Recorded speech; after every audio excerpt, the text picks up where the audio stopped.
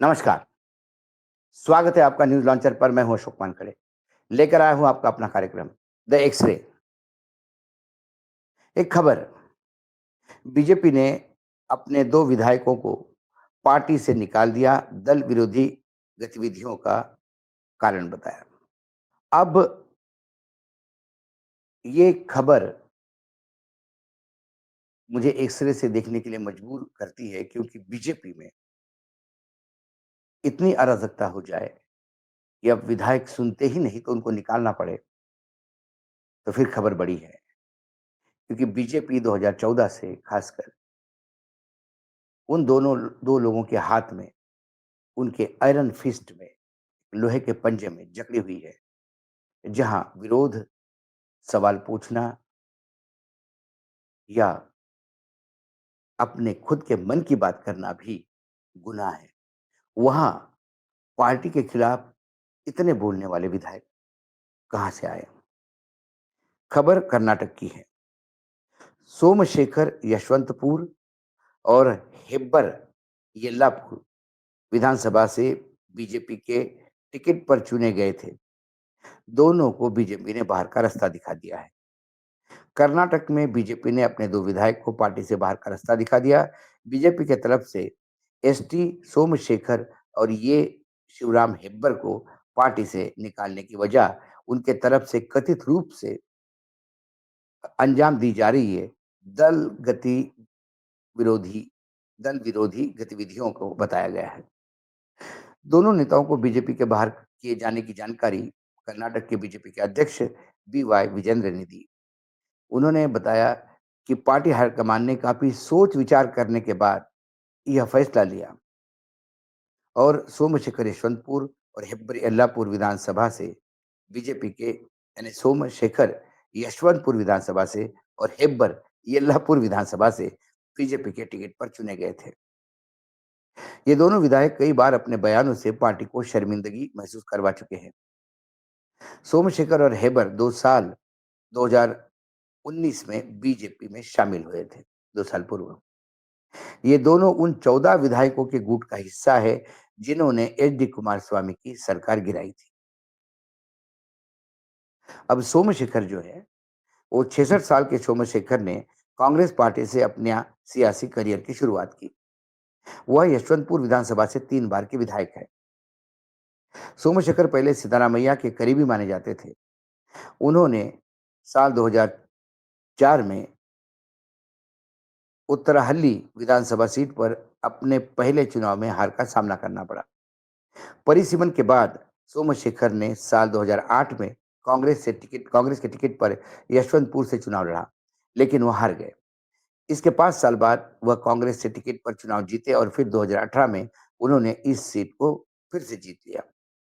उन्होंने कुमारस्वामी के 1 वर्ष के शासन के दौरान बैंगलोर विकास प्राधिकरण के अध्यक्ष के रूप में भी कार्य किया। उसके बाद 13 अन्य विधायकों के साथ बीजेपी में शामिल हो गए। साल 2019 में सोमशेखर ने कर्नाटक उपचुनाव में जीत दर्ज की और उन्हें येदियुरप्पा कैबिनेट में मंत्री बनाया गया। वे बसवराज बोम्मई की सरकार में भी मंत्री बनाए गए। 2023 में भी बीजेपी ने उन्हें फिर से चुनाव का टिकट दिया, वो जीते, लेकिन इस बार उन्हें भगवा दल के साथ यानी बीजेपी के साथ संबंध अच्छे नहीं रहे। वह कई मसलों पर विधानसभा में कांग्रेस के साथ खड़े दिखाई दिए। एक है शिवराम हेब्बर, ये 68 साल के हैं। हब हेब्बर 4 बार के विधायक हैं। वह येदियुरप्पा और बोम्मई सरकार में मंत्री रह चुके हैं। साधारण पृष्ठभूमि से आने वाले हेब्बर एक सुपारी किसान हैं। 1983 में वे सार्वजनिक रूप से पहली बार तब सामने आए जब येल्लापुरा कृषि उपज विपणन समिति के सदस्य चुने गए, जिसके बाद वे कांग्रेस में शामिल हो गए। साल 2008 में वे येल्लापुर सीट से कांग्रेस के टिकट पर चुनाव लड़े, लेकिन हार गए। हालांकि इसके बाद अगले चुनाव में ही उन्हें जीत मिली। इसके बाद वह इस सीट से अगले 3 चुनाव जीते। 2023 में बीजेपी के टिकट पर चुनाव लड़े और जीते। हालांकि चुनाव के बाद से ही उनके बीजेपी के साथ मतभेद खुल के सामने आए। वह फरवरी 2024 में राज्यसभा सीट के हुए चुनाव में वोट डालने नहीं पहुंचे। उन्होंने लोकसभा चुनाव के दौरान उत्तर कन्नड़ से कांग्रेस प्रत्याशी का प्रचार किया। ये कर्नाटक में एक ऐसा राज्य है भाजपा के लिए, जो दक्षिण का प्रवेश द्वार माना जाता है।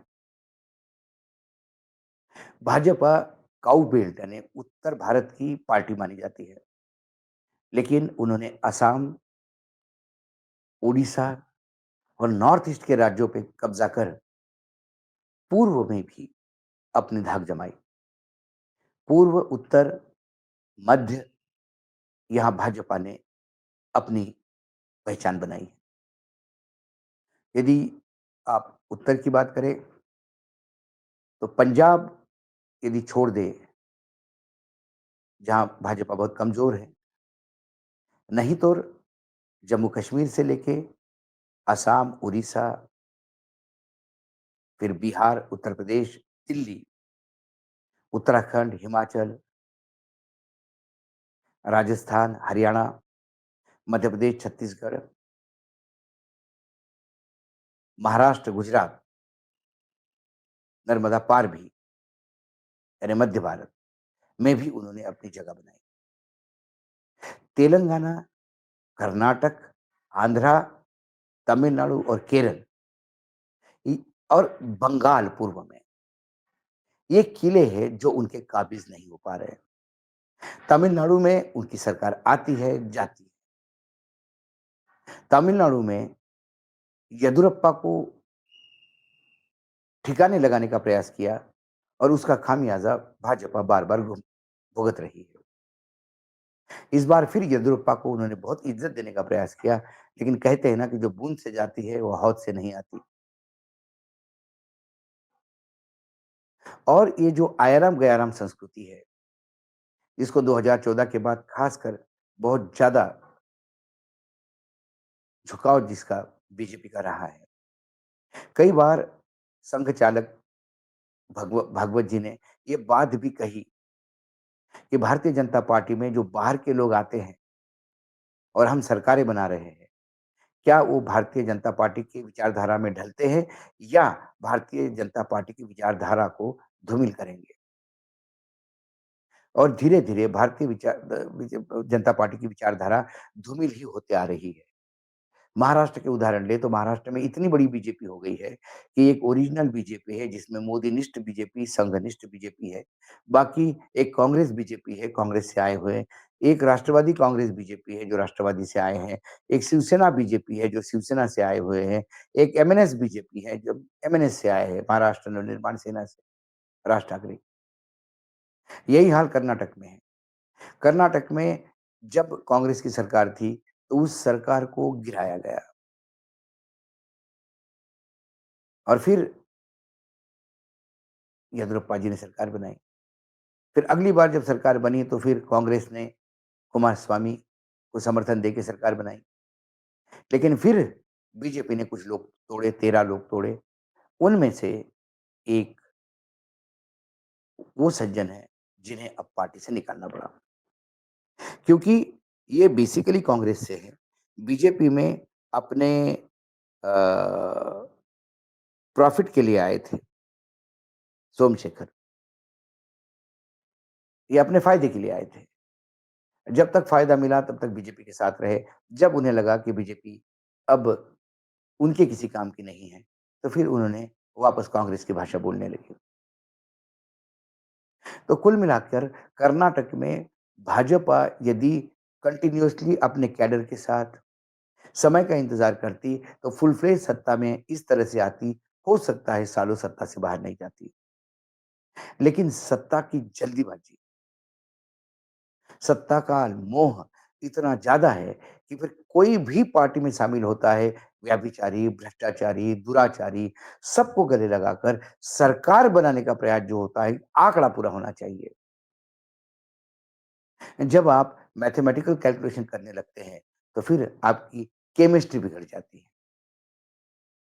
क्योंकि बाहर के आए हुए ये रसायन, आपके रसायन के साथ मेल नहीं खाते हैं। कर्नाटक येदियुरप्पा को साइडलाइन करने के बाद लगातार बीजेपी के लिए एक सरदर्दी रहा है। कई लोग आए, कई लोग जनरल सेक्रेटरी इंचार्ज आए, उन्होंने भरसक प्रयास किया। लेकिन वहाँ बीजेपी थोड़ा वापस आने की या नंबर बढ़ने का भी बात होती है या बीजेपी जैसा लोकसभा में अच्छा प्रदर्शन किया, वो कांग्रेस के नाकारा कारण से है। कांग्रेस में बैठे हुए बीजेपी के स्लीपर सेलों ने ही बीजेपी को इतनी मदद की कि कर्नाटक में सरकार होते हुए भी बीजेपी को अच्छी खासी सीटें मिली। कुल मिलाकर अपने बलबूते पे अपना कैडर और अपनी ताकत, जो अपनी ताकत उनकी छत्तीसगढ़ में है, जो अपनी ताकत उनकी मध्य प्रदेश में थी, लेकिन मध्य प्रदेश में भी कांग्रेस से लोग लाके उन्होंने करीब-करीब 10-20 लोग कांग्रेस से लाकर फिर पार्टी को उतना ही डाइल्यूट किया, जो आज भी पार्टी में वहाँ घमासान चल रहा है।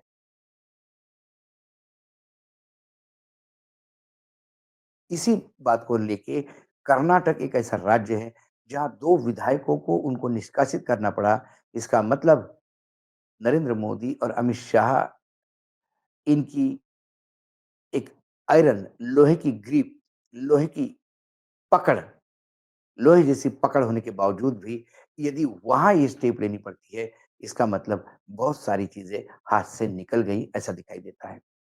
कम से कम कर्नाटक में।